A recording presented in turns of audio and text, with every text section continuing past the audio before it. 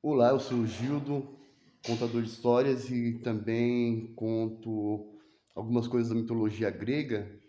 E hoje eu vou contar para os meus alunos sobre o deus Dionísio. O deus Dionísio tem muitas características peculiares. Primeiro, é que ele é tido como o deus mais novo de todos eles. Todos eles, entre todos os deuses, ele é o mais jovem. Ele é o único que é casado, quer dizer, não é o único que é casado, mas também é um dos poucos deuses casados, assim como Hefesto. E assim como Hefesto, ele é casado, mas também não tem filhos.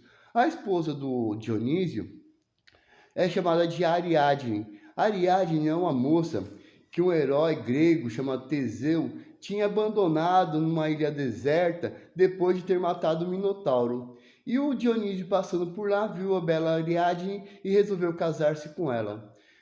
A história do deus Dionísio é bem peculiar também, porque ele é o único que é filho de mãe, teve uma mãe mortal. A mãe do Dionísio é uma mortal chamada Semele.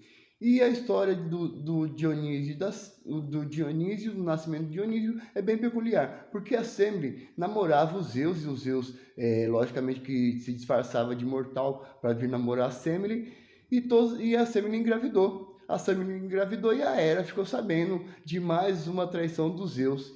E ela resolve então eliminar sua rival, eliminar a Semele. Ela se disfarça de velhinha, vai até a Semele e pergunta como quem não quer nada: "Ah, minha filha, me disseram que você está grávida de um deus, mas será que é um deus mesmo que você está grávida? Será que não é um monstro?" Sim, porque os deuses, se eles são tão belos que eles gostam de ser vistos. Só o que é feio que não gosta de aparecer. Faz o seguinte, faz o teste, pede para ele aparecer como ele é realmente. Eu acho que ele é um monstro. Eu acho que ele é um monstro horroroso e por isso que ele não quer se mostrar. E a Semele ficou com aquilo na cabeça, ficou pensando no que a velhinha, que no fundo era, tinha falado para ela. Então, uma noite a Semele pediu para os Zeus se ela podia pedir uma coisa para ele. Ele falou que podia pedir qualquer coisa que ela quisesse. E ela falou: "Mas você tem certeza?" Ele falou: "Não, tenho certeza, pode pedir coisas do céu, da terra, do fundo do mar. Então, mas o que eu quero é ver você como você realmente é." E os deuses tinham um pacto, uma coisa, que depois que eles davam a palavra deles, eles não voltavam atrás de maneira nenhuma. De maneira que ele tinha dado a palavra para Semele e ele não podia voltar atrás. E ele tentou dissuadir a Semele, fazê-la mudar de ideia, mas ela não mudou de ideia e queria, porque queria ver o Zeus como ele realmente era. E ele então se mostrou como ele era, e assim que ele apareceu com todo o seu brilho, toda a sua energia, a Semele morreu queimada, foi fulminada. Mas o Zeus percebeu que sabia que ela estava grávida. E então, num golpe rápido que só os deuses gregos são capazes de fazer, ele enfiou a mão no ventre da Semele e resgatou o bebê. Abriu a sua coxa e colocou o bebê ali que ainda não estava pronto para nascer. Então o Dionísio ele nasceu literalmente da coxa do pai dos Zeus. Quando chegou o tempo de Dionísio nascer, abriram a coxa dos Zeus e o Dionísio nasceu, lindo e loiro. O Dionísio, ele é um deus, digamos, um queridinho também. Por ser o filho mais novo, principalmente dos Zeus, ele é o mais cuidado, que teve mais atenção. O Dionísio, ele é chamado de Baco, entre os romanos. Baco, que deu origem a algumas palavras interessantes, que são relacionadas sempre às festas sem medida. Porque o Dionísio, ele é o deus do vinho, o deus que pegou as uvas e criou o vinho. Então ele sempre está relacionado à bebida alcoólica. E logicamente que o excesso de bebida alcoólica, o excesso de vinho, levava as pessoas a perder o juízo, perder o controle. Então, nas festas lideradas pelo Dionísio, sempre rodeado de mulheres, mesmo ele sendo casado, sempre havia o consumo de vinho. E, logicamente, que o vinho em excesso causa a embriaguez. Então, muitas pessoas ficavam embriagadas seguindo o deus Dionísio. O deus Dionísio, Ele é o Deus do vinho, mas também é o Deus do teatro, Deus que criou o teatro, que até hoje nós usamos, nós temos no nosso dia a dia. E o vinho também é uma das bebidas mais famosas, mais consumidas em todo o mundo. Todos os países do mundo praticamente produzem e consomem seus vinhos.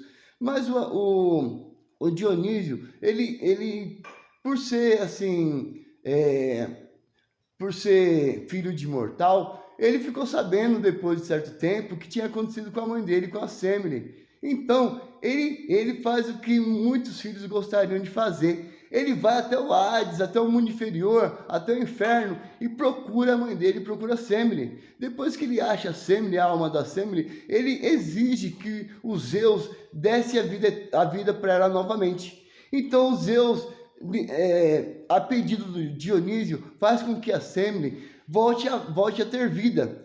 E também a pedido do deus Dionísio, ele transforma a Semele em imortal. Então a Semele, que foi uma mortal, que acabou morrendo, foi lá para o mundo inferior, para o Hades, retornou à vida e depois de retornar à vida, se transformou em deusa, se transformou em imortal. Aí eu fico pensando, quem nós que não gostaria de fazer o que o Dionísio fez, isso é, de transformar a nossa mãe em imortal, assim como nós. E também mais interessante é a noção de resgatar a mãe lá do interior da terra, lá do reino dos mortos, do reino do Hades. E o Dionísio conseguiu fazer isso. Só lembrando mais uma vez que o Dionísio, apesar de ser um deus casado com a Ariadne, não teve nenhum filho. Assim como Hefesto também foi um deus casado e que também não teve filhos. Parece que na mitologia grega, os homens casados não gostam muito de ter filhos, enquanto que os solteiros são pais de muitos e muitos filhos, tais como Ares, Apolo, Hermes. E esses são todos deuses solteiros e que tiveram muitos e muitos filhos. E os deuses casados não tiveram nenhum. O Dionísio, ele é muito interessante porque ele era muito particular, era o mais humano dos deuses, o mais próximo dos deuses. Ele vivia aqui na Terra entre as mulheres, principalmente. É lógico que ele não se mostrava como ele era realmente, ele se aparentava como um mortal comum.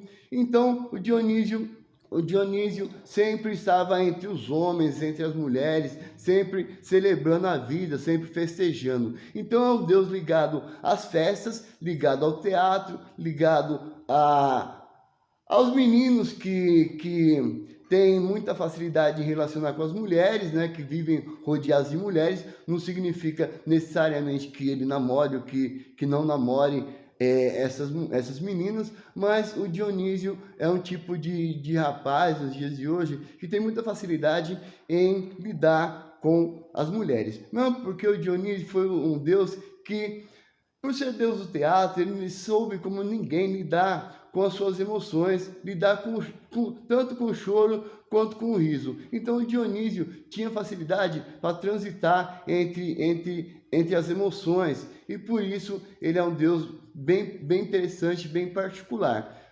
É logicamente que depois que o Zeus fez o parto dele, né, ele nasceu da coxa de Zeus, ele foi levado até o Monte Olimpo e a Hera, assim como acontecia com os outros filhos de Zeus de outros relacionamentos, acabou tendo uma espécie de simpatia, uma espécie de mãe adotiva para esses filhos que os Zeus teve fora do casamento.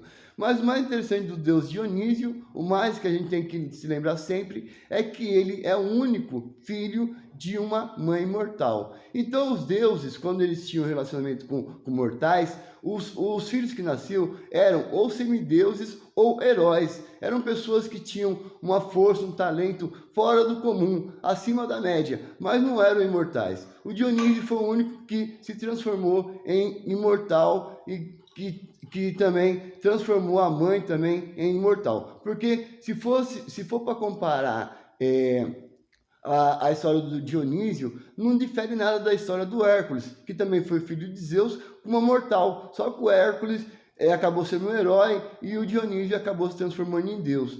Qual a diferença para transformar o Dionísio em Deus e o Hércules em herói?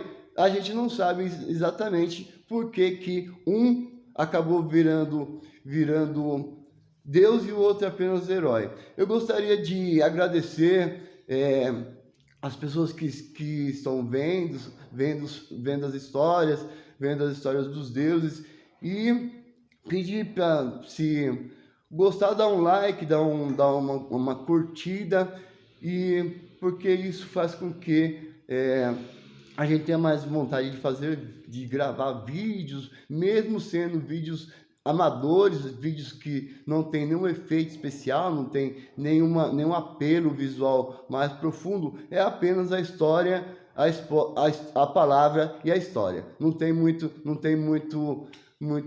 atrativos além desses. Então, se puder indicar o canal para as pessoas seguirem, enfim, para o coleguinha, para a vizinha, para o papai, enfim, para todo mundo, eu vou ficar muito feliz. Obrigado e até a próxima história, ou conto de mitologia grega.